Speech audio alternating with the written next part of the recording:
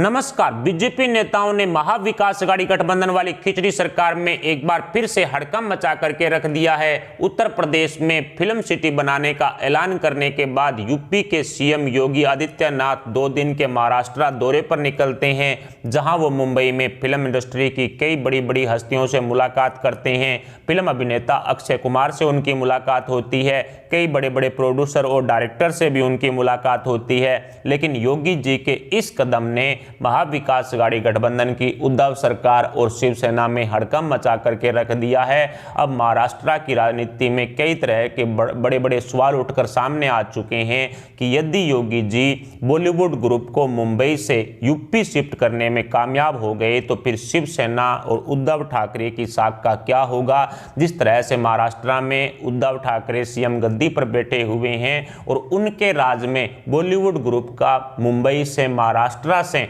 Uttar Pradesh shift हो जाना, ये कहीं ना कहीं शर्म की बात होगी उद्धव ठाकरे के लिए। और शायद यही कारण रहा जिस तरह से यूपी के मंत्रियों की तरफ से खुलासा किया गया है कि उद्धव सरकार ने बॉलीवुड ग्रुप की कई बड़ी बड़ी हस्तियों को अब अंडरवर्ल्ड की धमकियां दिलवानी शुरू कर दी है।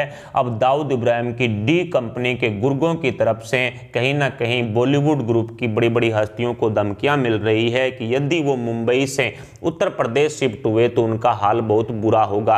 कुल मिलाकर के कहा जा सकता है कि अब महाराष्ट्र में बॉलीवुड ग्रुप को लेकर के शिवसेना प्रमुख उद्धव ठाकरे और शिवसेना की साख है वो दांव पर लगी हुई है। और यदि योगी जी इसमें कामयाब हुए, इस एक्शन में कहीं ना कहीं इस फैसले को कामयाब कर पाए, तो फिर आप मानकर चलिए कि उद्धव ठाकरे और शिवसेना की साख है वो मिट्टी में मिल जाएगी। पहले से ही महाविकास अघाड़ी गठबंधन के नेताओं में आपसी फूट काफी ज्यादा थी, पहले से ही उद्धव सरकार में घमासान मचा हुआ था। लेकिन बीजेपी नेताओं की तरफ से आए दिन कोई ना कोई ऐसा बयान दिया जाता है या फिर कोई ऐसा फैसला ले लिया जाता है जिसकी वजह से उद्धव ठाकरे और शिवसेना में खलबली मच जाती है। पहले भी बीजेपी नेताओं ने अगले 2 से 3 महीने के भीतर महाराष्ट्र में सरकार बनाने का ऐलान किया था और उनके इस बयान से महाविकास अघाड़ी गठबंधन की तीनों पार्टियों में खलबली मच गई थी। और आज भी उद्धव ठाकरे की रातों की नींदें हैं वो हराम हो चुकी है, क्योंकि बीजेपी नेता हर रोज किसी न किसी तरह से एक ऐसा बयान दे देते हैं जिसमें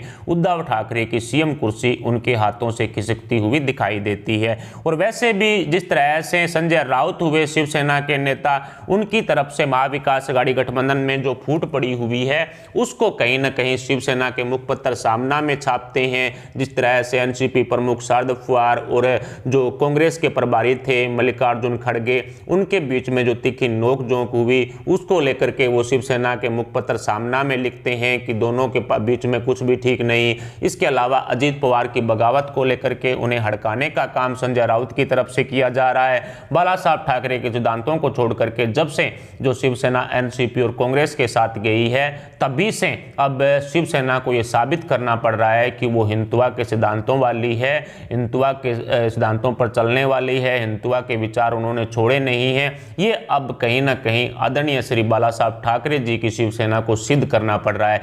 लेकिन दूसरी तरफ बीजेपी नेताओं की तरफ से जो महाविकास अघाड़ी गठबंधन में खलबली मचाई हुई है उसका परिणाम आने वाले दिनों में देखने को मिलेगा।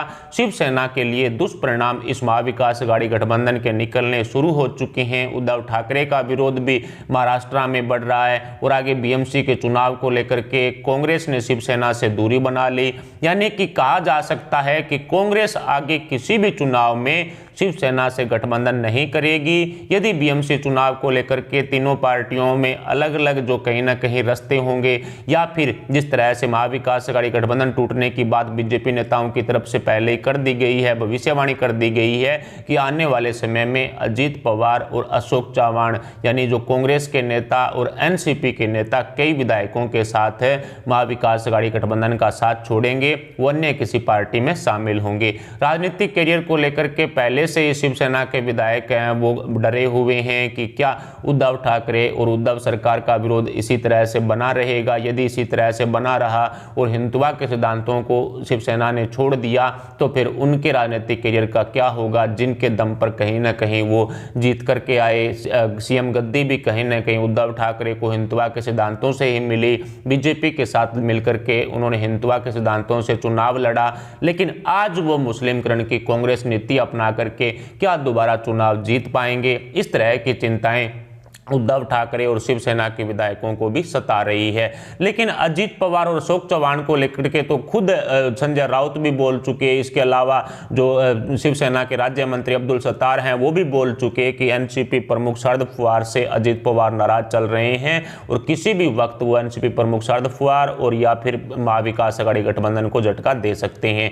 और यदि ये दोनों नेता जाएंगे तो 15 से 20 विधायक इनके साथ होंगे, ये कन्फर्म है। जिस तरह से अजीत पवार मुख्यमंत्री की गद्दी पर बैठने के लिए महाराष्ट्र की राजनीति में कहीं ना कहीं काम कर रहे हैं और यदि वो उप मुख्यमंत्री की गद्दी पर बैठे रहे तो उनको सीएम गद्दी पर कभी नहीं बिठाया जाएगा।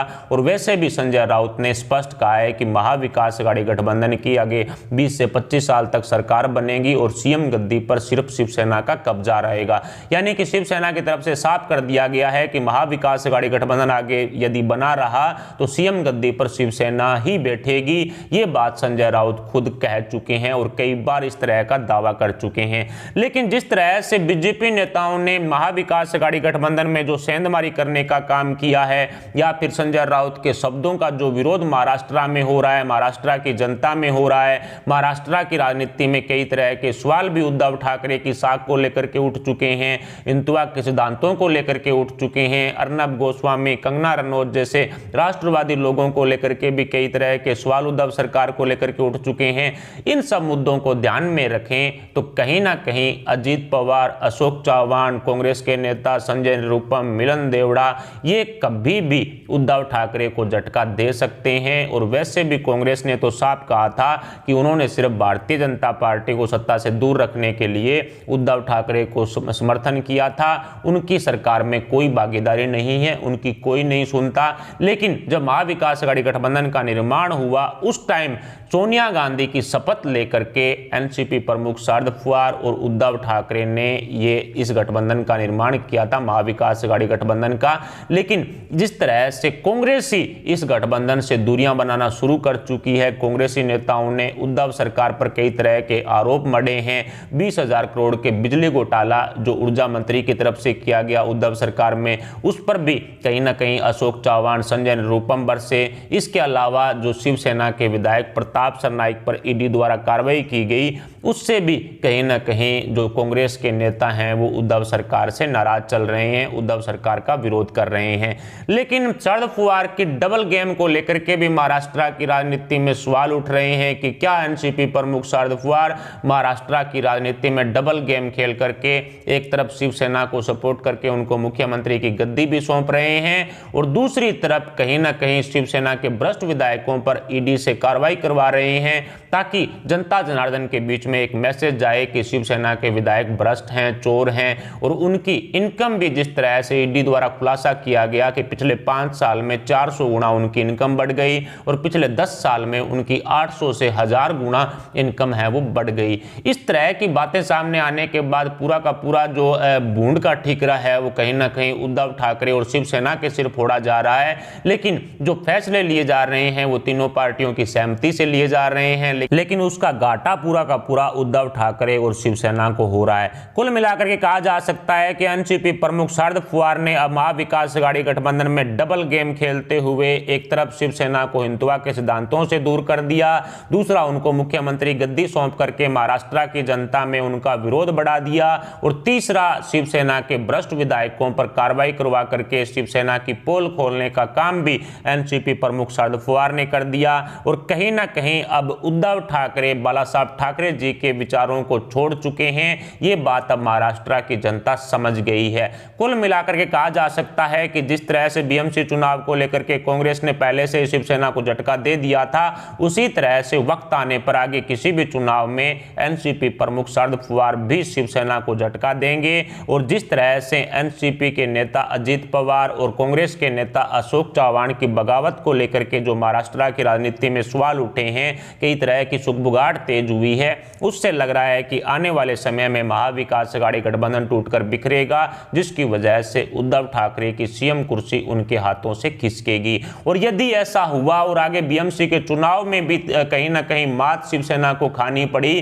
तो आप मानकर चलिए शिवसेना का दी एंड हो जाएगा, शिवसेना पूरी तरह से बर्बाद हो जाएगी। लेकिन जिस तरह से उद्धव ठाकरे ने तानाशाही रवैया महाराष्ट्र में अपनाया, उसका विरोध पहले से ही महाराष्ट्र की जनता में मौजूद है और फिलहाल अजित पवार की बगावत को लेकर के महाविकास अघाड़ी गठबंधन टूटने के आसार हैं वो ज्यादा नजर आ रहे हैं। एनसीपी प्रमुख शरद पवार और सोनिया गांधी से हाथ मिला करके उद्धव ठाकरे ने शिवसेना को एक तरह से तबाह कर दिया है। लेकिन अब जिस तरह से महाविकास अघाड़ी गठबंधन के नेताओं द्वारा बगावत करने की जो बात सामने आ रही है, बीजेपी नेताओं ने जो महाविकास अघाड़ी गठबंधन के नेताओं में कहीं ना कहीं सेंधमारी कर ली है, उससे लग रहा है कि महाविकास अघाड़ी गठबंधन की सरकार आने वाले दिनों में गिरेगी। उसके बाद भारतीय जनता पार्टी महाराष्ट्र की जनता को एक वैकल्पिक सरकार है वो सौंप सकेगी।